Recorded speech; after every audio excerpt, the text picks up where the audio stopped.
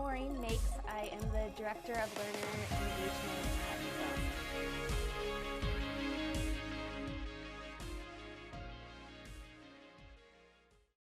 at Currently at Pluralsight, I lead 3 product experience teams. So teams that are building products for our Pluralsight learners. And the teams that I work on specifically are trying to tackle the problem of learner engagement and learner enablement. So what keeps someone learning, what keeps someone engaged in the platform and accomplishing their goals, and also, like, how do they use our platform? Is it accessible? Can it be used by screen readers or assistive devices and technology? Those all kind of fall within my group. So Pluralsight's a technology skills platform. So we train software developers, IT professionals, as well as creative professionals in technology and in technology usage.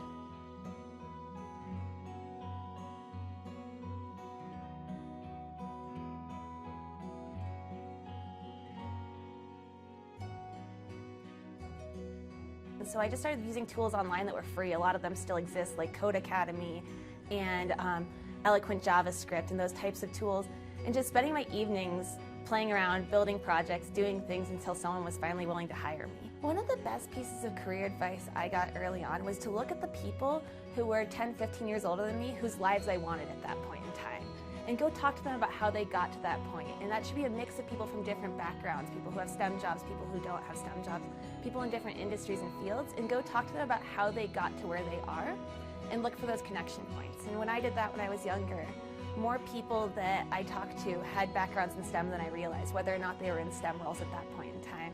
And for me, that really solidified to me that pursuing a technical career was important to me getting the future that I wanted to have.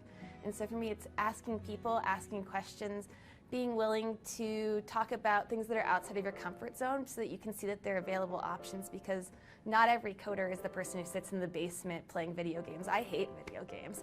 It doesn't mean I can't be good at technology and can't have a rewarding technology career. Take the time to see talent outside of what you're used to seeing. I've watched my engineering teams do this. Sometimes when we have a woman in who's really senior, they're not used to seeing that person, and sometimes it takes some coaching to get them to see her skills the same way they'd see a senior man's skills.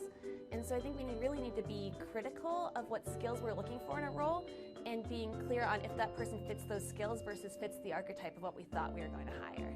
For me, finding those good opportunities for people from non-traditional backgrounds is how we're going to move the needle on getting diversity into our technology space. And the internship is really core to traditional university grads. We recruit directly from universities and have a really awesome class. This year, all of our interns from Utah are actually women, which is really cool to see. The apprenticeship is specifically targeted at people from non-traditional backgrounds, so self-taught developers, people going to trade schools, people out of boot camps, those types of backgrounds that get missed by our internship. The technology landscape is really changing from being a lot of solo contributors who are working very isolated to being more collaboratively. So all of our engineering teams at Pluralsight have to have 2 sets of eyes on every line of production code that's written. And most of them do that through pair programming or mob programming, where they're sitting in front of a computer, working with another human, going back and forth, discussing the best ways to do things and learning from each other and helping challenge each other on better ideas.